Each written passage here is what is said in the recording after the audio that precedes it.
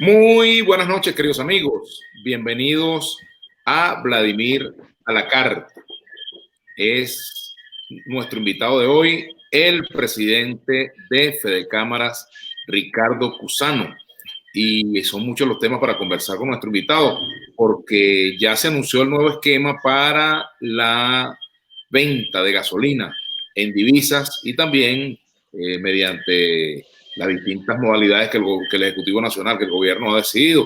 Y Ricardo, bueno, acaba de llegar a una reunión que seguramente va a ser de nuestro interés conocer un poco de qué se habló allí, con quiénes se reunieron. Bienvenido, Ricardo. Gracias por atender esta invitación dominical esta noche. Hola Vladimir, como siempre un placer y antes que nada, como ya lo dejamos saber por las redes y en lo personal, ahora en esta nueva plataforma, nuestra solidaridad y siempre nuestro apoyo. Si algo queremos en Venezuela es una libertad de expresión plena, que no se cierren espacios, sino que se abran, que haya más competitividad y que te hagan la vida más imposible a ti y otros programas para captar la querencia del público. Eso es lo que queremos, un país de apertura y un país de soluciones. Muchas gracias, Ricardo, de verdad, muchas gracias por el comentario. No había querido decir nada al respecto, es mi primer programa luego de la suspensión de Vladimir en la una, pero bueno, la vida continúa. El show Es debe así, continuar. ¿no? Así es, así es. Bien, cuéntanos, estuviste en la vicepresidencia de la República. ¿De qué hablaron allí? ¿Quiénes estuvieron Sí, presentes?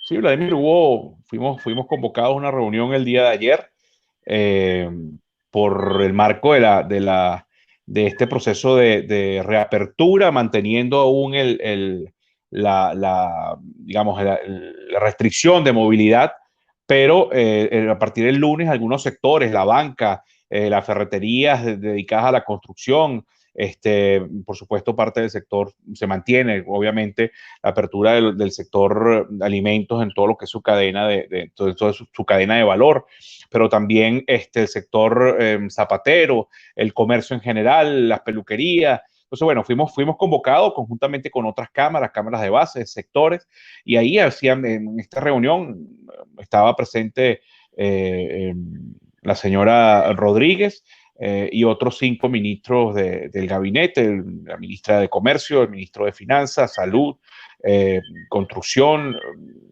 perdón, Obras Públicas y Transporte. También estaban los representantes del sector transporte. Y ahí básicamente lo que se estaba escuchando, además conversando, discutiendo y planteando propuestas, era con respecto a cuál es la modalidad, los protocolos de este proceso de reapertura. Pero por supuesto también se tocó el tema de la gasolina. Y se comentó por parte del sector privado cuáles eran nuestras visión. Debemos decir, Vladimir, que el tema es el momento tan complejo de país que estamos viviendo, con tanta conflictividad política ideológica y también obviamente en temas de legitimidad, de institucionalidad, todo lo que ya sabemos, ¿no? Pero el aumento de la gasolina era un aumento que, bueno, era algo que teníamos muchísimos años, ¿no? Diciendo que tenía que realizarse, pero tiene que realizarse y pensarse de una forma integral, porque, bueno, un país que no tiene una vía férrea, que no tiene una plataforma de movilidad eléctrica ni de diésel, sino que prácticamente todo depende de la gasolina. Esto tiene un impacto obviamente en todos los procesos de producción, tiene un impacto en los costos, en la movilidad de la familia venezolana, y obviamente esto viene de la mano de un deterioro del poder adquisitivo del salario, no solo por la cantidad de lo que puede hacer el salario, sino por lo cualitativo del mismo en términos de poder de compra. Y eso depende, obviamente, de políticas públicas macroeconómicas en términos fiscales, en términos monetarios, en términos cambiarios. Entonces, Ahora, bueno, fíjate, Ricardo, sí, sí. antes de avanzar un poco en eso, ustedes tuvieron la posibilidad en esa reunión de expresar reservas, inquietudes, preguntas, observaciones críticas a ese esquema. Tú las expresaste como presidente de Fedecámara. Sí, de igual forma lo hizo el presidente de Consecomercio y otras cámaras que estaban ahí presentes, que nos preocupaba que obviamente esa dualidad de precios de una gasolina a un precio y otra a precios internacional, que podía darse el caso del arbitraje y podíamos caer en el bachaquerismo. Ahí se estaba posiblemente generando unos incentivos negativos, unos incentivos perniciosos, para quienes tengan acceso a la gasolina barata de utilizarla de otra forma. y planteamos la necesidad de que debería estandarizarse, tener un solo valor y, por supuesto, tener un subsidio directo a la familia venezolana y, por supuesto, la familia más necesitada, más allá de que el 85% de la población hoy está viviendo en condiciones de pobreza. Pero sí, lo planteamos tal cual lo estamos diciendo. Obviamente, ahí también se planteó el tema estructural de, bueno, de cómo se cobra, de la necesidad de profundizar en temas tecnológicos. O sea, al final, Vladimir, la gasolina es transversal a todos los procesos productivos. Y de igual forma, hay que entender que todos los procesos en el encadenamiento no son autárquicos, uno depende de otro. El sector primario, que luego siembra y cosecha, pasa por luego la transformación de la materia prima y esto necesita, bueno, el envase, la etiqueta y después la distribución, el comercio, en fin. Todo eso requiere un andamiaje que hay que ir articulando, pues, ¿no? Y también, por ejemplo, ¿qué dijeron ellos sobre el asunto del bachaquerismo, perdón, Ricardo? ¿Qué les dijeron ellos como respuesta? ¿Qué respondieron? ¿Tienen alguna fórmula para evitar el bachaqueo o la gasolina, para evitar la viveza de esa operación? La respuesta nos dieron respuesta sobre la base de la locución que vimos el día de ayer, de que en poco tiempo, al final, toda la gasolina debería ir a un precio único, ¿no? Al final, Vladimir, lo importante, más allá de los costos políticos, más allá de la acción política, de quien lo haga o quien no lo haga, lo importante es que cualquier medida que se esté tomando sirva para reactivar el aparato productivo, pero que también sirva para generar certidumbres en la sociedad. Y esa certidumbre pasa desde el punto de vista económico de nosotros saber, bueno, va a haber gasolina, va a costar tanto, tú tienes que proyectarte bajo este esquema, pero que también la familia venezolana sepa cuáles van a ser sus costos. Aquí esto es un cambio de pensamiento, de ADN. O sea, aquí tú te ibas, quizás voy a hacer un ejemplo muy folclórico, pero el estudiante universitario que iba para la playa, el amigo que menos tenía era el que pagaba la gasolina. Hoy, claro, toda la dinámica de la familia, de la producción, bueno, tú vas a tener que aprender a presupuestar, vas a tener que entender que cualquier traslado hoy va a tener un costo importante. Y eso, con unos ingresos paupérrimos del salario mínimo, no es viable para la mayoría de la población venezolana, correcto.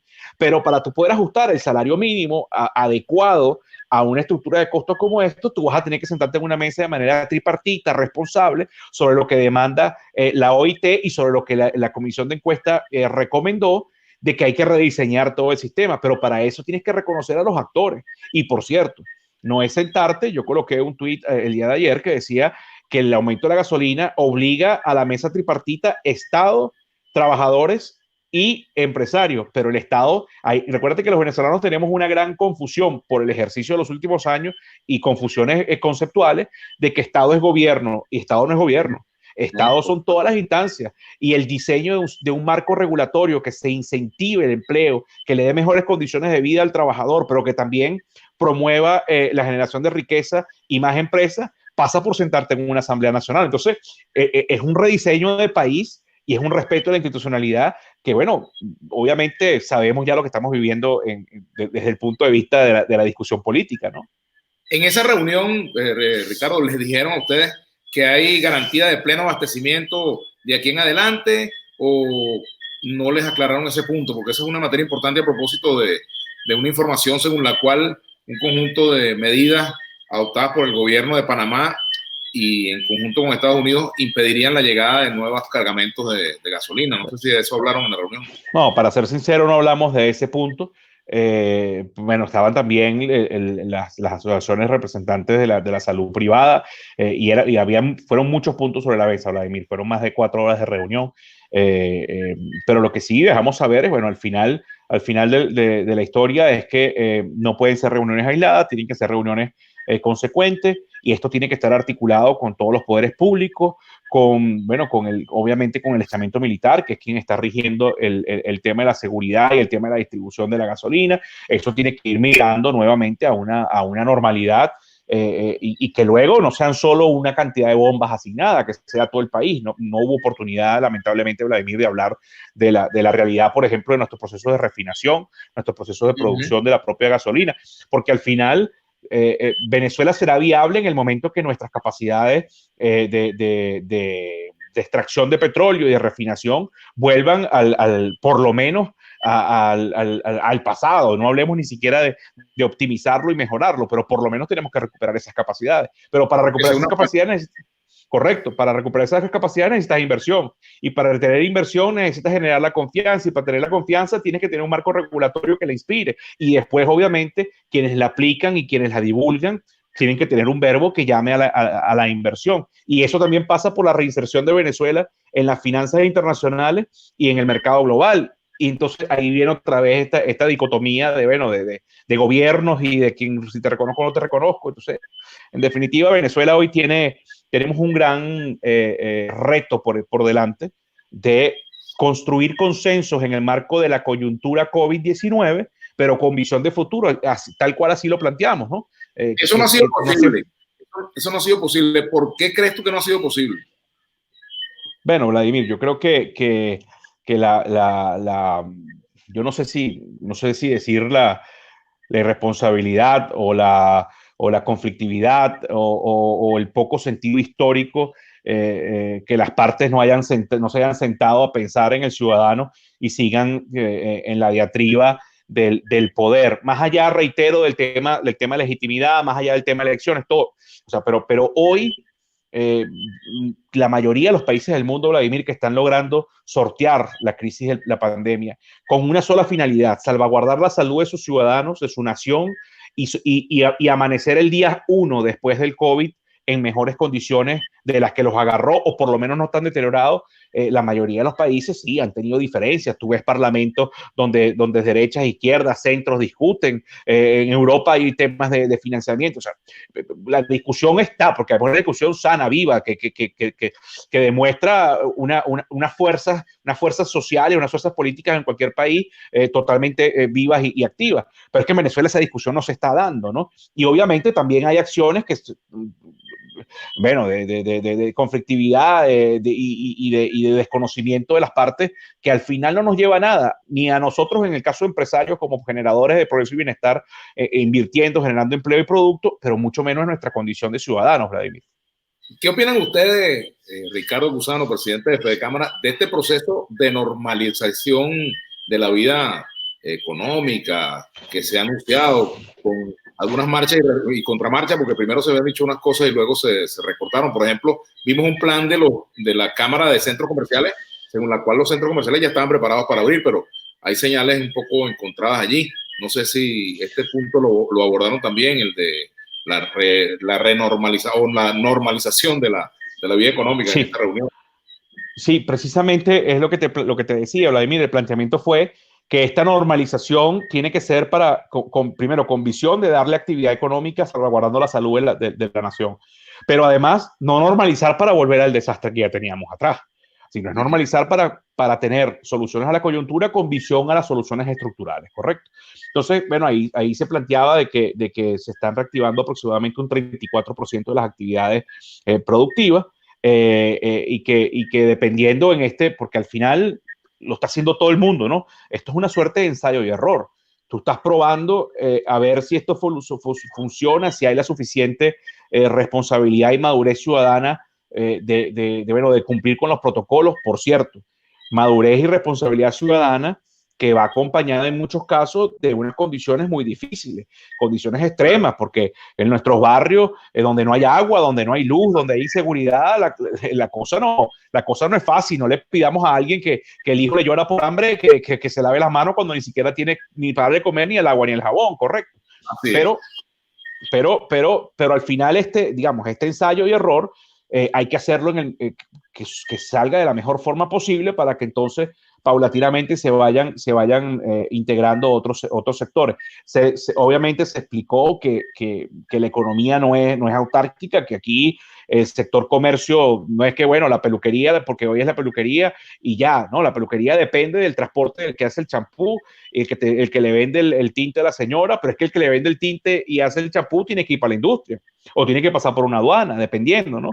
Entonces, bueno, fueron planteamientos, Vladimir, muy, muy respetuosos, muy serios, desde nosotros, muy técnicos, y por supuesto también no desaprovechamos la oportunidad para explicar que si hoy la salud nos sienta en una mesa para discutir la salud de una nación con la salud económica, no es menos cierto que la economía puede ser un punto de encuentro entre las disputas políticas y las disputas ideológicas y puede ser un punto de reencuentro para la reinstitucionalización y que Fede Cámara, al igual que los sindicatos, tal cual como lo expresamos en el manifiesto que sacamos hace apenas, un manifiesto histórico por demás, casi 2 décadas que eso no ocurría, que expresábamos que nosotros como institucionalidad de la empresarialidad y de los trabajadores estamos en plena disposición de ser un punto de encuentro para las partes y buscarle una solución al país de 180 grados, por cierto, Vladimir, donde quepamos todos y donde volvamos a tener, no volvamos a tener, porque yo creo que no hay ningún venezolano que quiera volver, pues puedes volver a las cosas buenas de la cuarta y a las cosas buenas que han habido en la quinta, pero nadie quiere restaurar la cuarta y nadie quiere seguir teniendo los errores de la quinta. Lo que queremos es tener un país de 180 grados distinto al que tenemos, donde sea inclusivo, donde quepamos todos y donde se respeten los preceptos constitucionales de vida, salud, alimentación, educación y, por supuesto, propiedad privada, libre iniciativa y derecho a elegir, ¿no? ¿Tú ves realmente cambios económicos de fondo en los planteamientos del gobierno o son jugadas tácticas para luego volver a lo mismo? ¿Cómo evalúas tú estas medidas que se han venido dando? Por ejemplo, hace 2, 3 años, hablar de aumento de la gasolina era un tema tabú. Cuando se planteó la dolarización como tema de la campaña presidencial del año 2018, pues el propio candidato a la reelección, Nicolás Maduro, estigmatizó la dolarización y resulta que hoy tenemos una dolarización, yo diría casi que salvaje, ¿no? Mira, Vladimir, yo parto de una teoría, ¿no? Esto es una posición muy personal, sin falsas ilusiones, pero yo parto de la teoría de la buena fe. Bueno, pareciera que son medidas, por lo que hemos visto, pragmáticas, pero estructuradas para ir, digamos, reactivando la economía y dándole unas válvulas de oxígeno que se conviertan en algo sustentable en el tiempo. Pero hay otra realidad, Vladimir. Nosotros los empresarios tenemos la voluntad de asumir el riesgo y los créditos que haya que asumir para echar a andar cada quien nuestras empresas.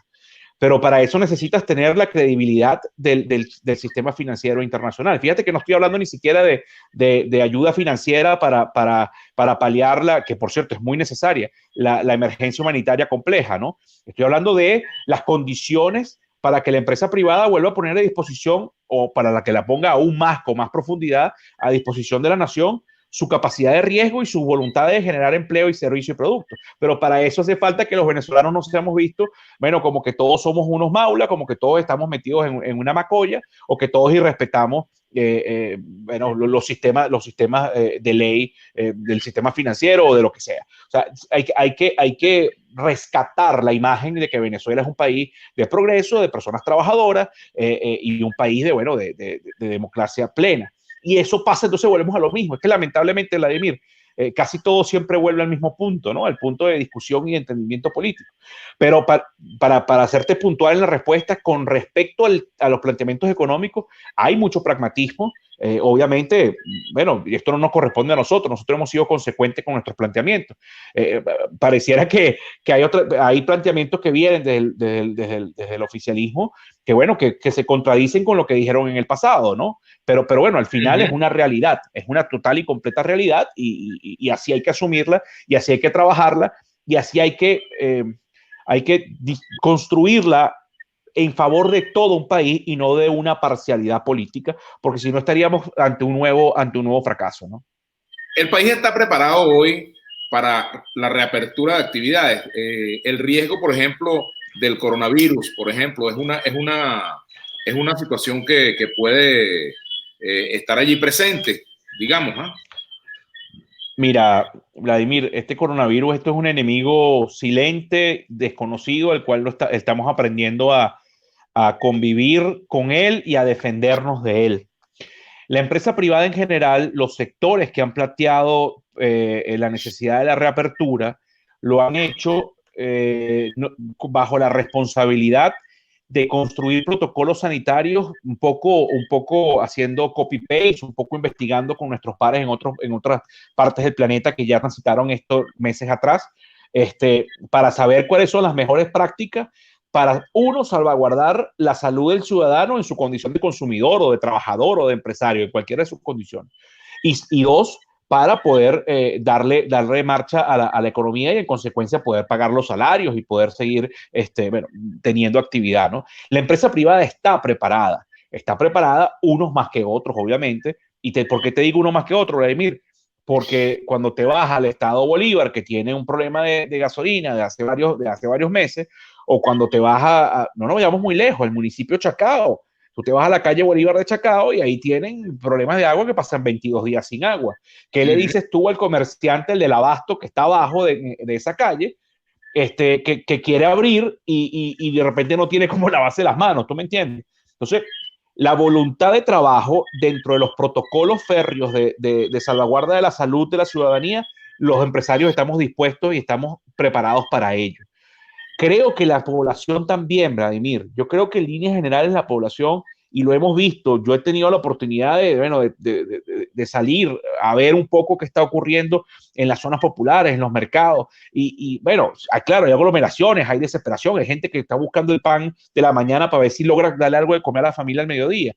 Pero en líneas generales la gente anda con su tapaboca, con su telita de lujo o la más humilde, pero están intentando porque también entienden que tienen que cuidarse la salud. Pero el problema es estructural, Vladimir. Yo creo que sí estamos preparados como empresarios, estamos preparados en gran parte como sociedad, pero hay una estructura que no te ayuda. Hay mucha gente que ha cuestionado desde factores de la oposición la actual línea de cámaras y entonces te ven como una especie de colaboracionista. ¿Queda algo de Pedro Carmona Estanga en el alma de Ricardo Cusano? Bueno, como yo me llamo Ricardo Cusano, nunca he tenido nada de Pedro Carmona en el alma, ¿no? Pero lo que sí te puedo decir, Vladimir, lo que sí te puedo decir es que Fede Cámaras es una institución que representa la empresarialidad, que nosotros no estamos para asumir poder, pero tampoco estamos para que nos desplace nadie. Nosotros tenemos nuestras propuestas, nuestras convicciones y lo hemos hecho saber. Ahora bien, nosotros no somos neutrales, Vladimir. Nosotros queremos votar para expresar nuestro sentir como ciudadanos, que por cierto, dentro de la misma Fede Cámara hay hombres social cristianos, otros socialdemócratas, hay más liberales y uno más izquierdoso, ¿correcto? Hay chavistas pero yo no sé si hay chavistas de Fede Cámara, porque no te dicen si votaron o no votaron, ¿no? Yo creo que así como, bueno, hay gente que no te lo dice por temor al escarnio o al bullying, ¿no? Pero en todo caso, yo creo que si hay gente que vota por el chavismo, pero tiene un pensamiento económico de libre empresa, bienvenido sea, Vladimir. Nosotros no vamos a excluir a nadie siempre y cuando se respeten los preceptos de la competitividad, de no acaparar renta y de ser un factor de generación de precio y bienestar a la familia venezolana. Ahora bien, para responderte puntualmente el tema del colaboracionismo, nosotros no somos neutrales, Vladimir. Nosotros lo que somos es independientes y autónomos, y así hemos fortalecido con esta gestión de los pensamientos políticos. ¿Por qué? Porque nosotros no podemos dejarnos llevar por la política político-partidista que tienen cosas muy buenas, pero también comete errores de lado y lado. Y esos errores nos llevan 20 años padeciendo como sociedad. Entonces, claro, nuestra independencia y nuestra autonomía, ¿verdad?, nos tiene que servir para construir un marco de producción que sea favorable para toda una nación y no si está sultano o mengano. Porque además, Vladimir, lo que nos rige a nosotros son los preceptos constitucionales. Entonces, si ser colaboracionista es buscar con independencia y autonomía que los preceptos de la Constitución se cumplan y además tener, mira, Vladimir, sería muy fácil yo sentarme a hablar siempre con quien puede pensar igual que yo. Ese es el ejercicio más fácil de la política partidista o de la política con P mayúscula en términos empresariales o sindicales, ¿ok? Pero nosotros hemos decidido sentarnos a escuchar y a que nos escuchen nuestros planteamientos, sobre todo quien piensa distinto a nosotros. Porque si no, vamos a seguir en este juego suma cero, donde se chocan ahí dos placas, como dice uno de los miembros de mi equipo, dos placas tectónicas que lo que están buscando es que haya un terremoto mayor de lo que ya estamos viviendo. Entonces, si considerarse colaboracionista es buscar construir consenso con todos los factores de la sociedad, es buscar darle viabilidad a la reinstitucionalización del país y es buscar que a la gente le vaya bien, no porque el sistema de Estado controla, sino porque hay oportunidades para todo, bueno, que nos definan así, pues. Ricardo, me gustaría comentar contigo tres cosas. Primero, la salida de DirecTV de Venezuela. Segundo, también me gustaría comentar contigo la decisión del TCJ que reconoce la directiva de Luis Parra como directiva auténtica de la Asamblea Nacional. Y tercero, la declaración o la solicitud que ha hecho el Fiscal General de la República sobre declarar a Voluntad Popular como un partido terrorista. A ver, Vladimir, la primera, o empecemos por la última y después me recuerda las otras dos, ¿no? Ajá. Mira, nosotros, yo no voy a emitir juicio de valor con respecto a ningún partido político, y mucho menos contra cualquiera de sus dirigentes. Pero cuando digo un partido político, hablo desde BP hasta PSUV, pasando por todo lo que hay en el medio, ¿no? Nosotros no podemos permitir, así como hemos dicho, que hay personas que han fallado en el respeto a la institucionalidad y a la constitucionalidad venezolana, y hoy tiene restricciones externas personales, correcto. No significa que todos los venezolanos hayamos cometido esos errores, correcto.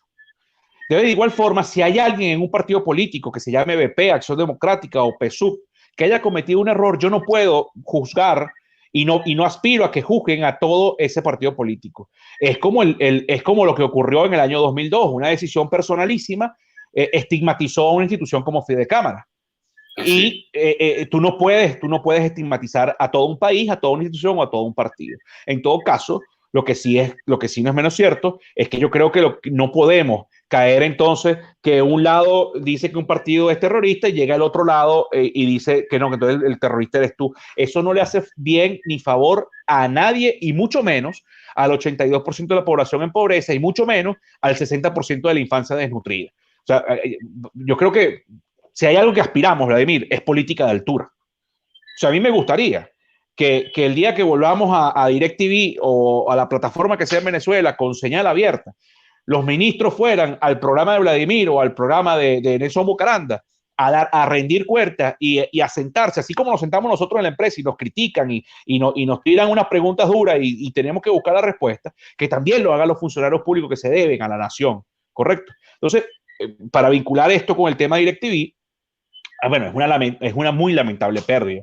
No se cuestiona la decisión empresarial. Bueno, tú como empresario, si estás en un mercado que es bastante grande, que tiene una dimensión importantísima, pero tienes muchísimos años padeciendo la crisis estructural, el acecho de no tener plenas libertades de expresión, y además es un negocio prácticamente a pérdida, bueno, tú no puedes cuestionar eso, aunque te duela, aunque te genere inconveniente. Pero lo que sí no es posible es que ese DirecTV tomó una decisión de irse era porque tenía muchísimos años asediada por el marco regulatorio y político, correcto. Pero al final del camino, también las restricciones externas no le permitieron tener las licencias por 2 canales. Al final, por 2 canales, pagaron 180 canales más. Pagó el poder de decisión y el poder de elegir que tenías tú como televidente de mira, ¿sabes qué? Hoy a la 1 no me da ganas de ver a Vladimir porque es caliche o porque es lo mismo. Entonces yo agarraba y chacata lo cambiaba. ¿Correcto? O me ponía, o lo hacía al revés, estaba viendo ESPN y decía, bueno, hoy es con Vladimir está un amigo o alguien que me interesa oír y yo iba y lo colocaba. ¿Correcto? Entonces creo que al final, Vladimir, la lamentable salida de DirecTV, que además le daba entretenimiento a un país con un salario que no puede ir para un cine y comprarle una hamburguesa a su muchacho todos los fines de semana, correcto, es una gran pérdida para la familia venezolana. Es casi un luto para la familia venezolana, no por la marca, más allá de la identificación que puedas tener con la empresa, sino por lo que significaba en términos de esparcimiento y en términos de sentirte por lo menos sin fronteras, ¿no? Y la penetración nacional, por supuesto, sin duda. Te dejé un tercer punto, y es el reconocimiento a Luis Parra como presidente de la Asamblea Nacional. Mira, Vladimir, es lamentable que nos metamos otra vez por ese camino, es lamentable que la institucionalidad del Estado, entendiendo el Estado, poder legislativo, ejecutivo y judicial, siga usándose para la construcción de obstáculos y para la diatriba política. Yo tuve la oportunidad de estar el 5 de enero en la Asamblea Nacional, en la puerta de la Asamblea Nacional durante 4 horas. Tú sabes que yo tengo mi negocio por el centro de Caracas, entonces uno conoce los recovecos y logré meterme ahí. Estábamos ahí desde las 11 de la mañana hasta casi las 3 de la tarde, Y vimos cómo, bueno, a diputados, bueno, todo lo que pasó ese día, correcto. Y la Asamblea Nacional, donde habíamos estado en noviembre en un derecho de palabra en la plenaria, es la casa de las leyes y la casa de la discusión. Yo creo que más que una decisión del Tribunal Supremo, esto no le hace absolutamente bien a nadie. Volvemos a lo mismo. Pareciera que la asamblea que hoy apoya esa sentencia del tribunal no tiene la cantidad de diputados que tiene la otra que está reconocida, precedida por el señor juez Guaidó y reconocida por 50 países y 70% del Producto Interno Bruto Mundial, ¿no? Entonces, ¿por qué más bien no, sabes qué? Convóquelos a todos y siéntelos ahí, que vuelvan a elegir su junta directiva, ¿vale? Y se acabó. O sea, al final de todo esto, Vladimir, es que basta ya de que los poderes se utilicen para mancillar, cercenar y generarle inconveniente a la salud de un país. O sea, aquí se necesita tener una asamblea reconocida a nivel mundial con todos sus diputados, pero con su diferencia ideológica y política, pero que se sienten a darle auditoría, plataforma y que hacer cumplir los preceptos de la Constitución de parte del Ejecutivo y diseñar las leyes. Y eso no se va a dar porque un tribunal nombre a un señor o nombre al otro. Fueron 14 millones de votos, Vladimir, en el año 2015. O sea, ¿por qué fue tan efectivo esa asamblea, ese Tribunal Supremo en sancionar, en dar esta decisión, y no lo fue cuando los diputados del Amazonas? O sea, basta ya. O sea, yo creo que ya la sociedad venezolana está hastiada de este tipo de cosas y lo que está clamando es la responsabilidad y el nivel estadista que tienen que tener las partes en términos políticos para buscarle soluciones inclusivas al país. Una pregunta que tiene que ver con el aumento de la gasolina, con este aumento que hemos visto. ¿Crees que puede haber riesgo de estallido social con este aumento de la gasolina? ¿Es un escenario factible? Bueno, no soy partidario de la futurología, pero pareciera que no, Vladimir, pareciera que no. O sea, aquí dicho en cadena nacional, por quienes ostentan y detentan los símbolos del poder, aquí hay gente que ha pagado la gasolina en $3, ya hubiese ocurrido algo. O sea, vete, yo quiero que tú te vayas en este momento al Zulia con 40 grados bajo sombra. En el Táchira he visto las colas, impresionante. Correcto. Y entonces tú ves el drama que vive esa gente en unas zonas del Zulia que no tienen electricidad, pasando calor, zonas con problemas de agua, y además le cobran la gasolina cara y tienen un tema que no están insertos dentro de la reactivación por un tema de estudios del COVID, y ahí no ha pasado nada. Y yo te quiero decir algo, Vladimir, y espero y ruego y abogo y trabajaremos institucionalmente para que no haya nada en un estallido social, sino que más bien se busquen las soluciones. Porque así como no estamos a favor de la violencia política y no estamos a favor de que vengan tropas de ningún lado a solucionarnos el problema, tampoco estamos a favor de que los venezolanos nos encontremos en la calle con violencia, porque eso es tierra arrasada, Vladimir. Veamos lo que ha ocurrido en otros países en la historia cuando eso ocurre. Y quien esté trabajando para que eso se dé es un irresponsable, o que esté trabajando asusando en términos políticos, o que esté trabajando porque no toma las decisiones responsables para cambiarle estructuralmente las condiciones de vida al venezolano. Ricardo, el principal acierto y el principal error de Juan Guaidó, y te diría lo mismo de Nicolás Maduro. Yo creo que los principales errores de ambos es no entender el momento que vive Venezuela, que nuestra república está en riesgo, que está en riesgo nuestra posibilidad de no entrar en una espiral tremendamente negativa que puede durar años.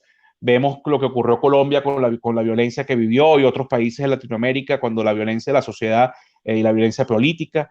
Yo creo que el mayor desacierto ha sido no entender el momento histórico que les está tocando liderar, cada quien desde su trinchera y cada quien desde su pensamiento, y no entender que ya es momento de que se sienten ambos en una mesa a discutir. Por cierto, esto ya no es una responsabilidad exclusiva de ellos. Ellos son el trigger, el gatillo que enciende la luz de esa discusión política. Pero obviamente, y cada quien tiene sus apoyos internacionales que servirán de garantes, pero hoy Venezuela necesita una refundación con todos los factores sociales y políticos, militares y religiosos, y quizás su mayor desacierto es no entender eso, ambos. Y con respecto, bueno, yo creo que su acierto ha sido, si lo ves desde el punto de vista muy personal de cada quien, es mantener sus posiciones, ¿no? En términos de liderazgo. pero hoy no quiero, hoy prefiero no aplaudir los éxitos de ninguno, si es que los tienen y los que sus seguidores consideren que sean sus éxitos, bienvenidos sean sus éxitos y espero que esos éxitos le den el oxígeno mental, espiritual y existencial para que sus conceptos se sienten en una mesa y reconstruyamos el país, Vladimir. Ya esto no es viable, sencillamente. Ya terminandito, el sector turismo, que tú has representado durante muchos años, fuiste presidente del sector mucho tiempo, de Conceturismo. ¿Cómo se prevé el escenario para este sector? ¿Cuándo vamos a poder ir a la playa? Mira, Vladimir, me toca el corazón y la cartera, porque el negocio es cerrado, ¿no? La realidad es que el sector turismo a nivel mundial es uno de los sectores que más golpeado, porque depende de varios factores. No solo es la adecuación, no solo es el poder adquisitivo del usuario, del turista o del viajero de negocio, sino también depende de una condición de salud, de unos protocolos que todavía se están en ensayo de error a nivel mundial, y la cuarta, que depende de una condición humana, que es romper el miedo a la movilidad cuando ya se tenga, ¿correcto? Entonces, es un sector que está de último, al igual que el entretenimiento, conciertos, este tipo de cosas, que va a estar de último en la reactivación, pero que puede, paradójicamente, reactivarse relativamente rápido, porque el que tiene 77 días encerrado, apenas tenga el chance, se va a montar en su camioneta ahí en el silencio y va a bajar a Macuto a no esperar películas de mala calidad de guerrilleros, sino a disfrutar de sus playas y a comerse una empanada de cazón, y el que tenga más oportunidades intentará de que si el ferry sirve, ir a Margarita o ir a Mérida y así sucesivamente, ¿no? Entonces es un sector que está bastante golpeado, un sector que no depende exclusivamente en sí mismo de las políticas que plantee para su reactivación, pero sobre todo además el trabajo más arduo que tienes que hacer es prepararte para construir condiciones sanitarias y saberlas promocionar, divulgar, para que la gente pierda el miedo y vuelva a usar, ¿no? Este sector que por demás, esperemos que en Venezuela termine de explotar. El turismo ha sido siempre como ese eterno rookie que siempre todos estamos esperando que dé el jonrón, pero el manager sigue sin creer en él, ¿no? Para darle el turno al bate. Te agradezco mucho que nos hayas dedicado este tiempo para la entrevista con Vladimir a la Carta. De verdad, un placer conversar contigo. ¿Y cómo has llevado la cuarentena en casa, vale? ¿Cómo va eso? El ambiente familiar. Bueno, Vladimir, yo tengo 3 muchachos pequeños, entonces las mañanas son 3 Zoom, 3 colegios. No es fácil, sin duda alguna, en términos personales. Papá anciano, suegro, o sea, esto es una realidad familiar que no es fácil, pero además con un alto compromiso con el país, Vladimir, porque la gente te dice, ¿por qué tú haces esto? Tú no haces esto primero que el mundo gremial es gratuito, aquí no te pagan por esto es una decisión de vida, y que tú más bien tienes que trabajar el doble para poder mantener esta decisión de vida, ¿no? Uno lo hace para que sus hijos y su familia tengan mejores condiciones y tengan un país que puedan disfrutarlo y tengan seguridad y montarse en el metro e ir al centro a hacer lo que yo hacía cuando era pequeño en el negocio de mi papá. Al final no es fácil el momento, pero trabajamos para rediseñar un mejor país para mis hijos y para tus nietos, porque yo sé que tus chamos ya están grandes y esperemos que pronto puedan disfrutar el país que tú viviste, Vladimir, pero mucho mejor, y el que yo viví. Tuvimos muchísimas falencias, pero era un país donde la oportunidad y donde la decisión de estudiar y de trabajar era retribuida con bienestar social, ¿no? Con muchas deficiencias, sí, pero yo creo que podemos mejorarla de una forma inclusiva y donde nadie se sienta excluido para que no venga con sed de venganza. Muchas gracias, Ricardo. Gracias a ti. Y aunque aquí tienes un universo de seguidores infinito, el mundo entero, espero pronto verte nuevamente en la televisión. Bueno, que así sea. Gracias. Y saludos, por lo pronto estaré en radio a través de nuestras redes sociales. Te agradezco muchísimo. Bien, muchas gracias. Presidente de Fede Cámaras, les habló Vladimir Villegas en Vladimir a la Carta. Será hasta la próxima.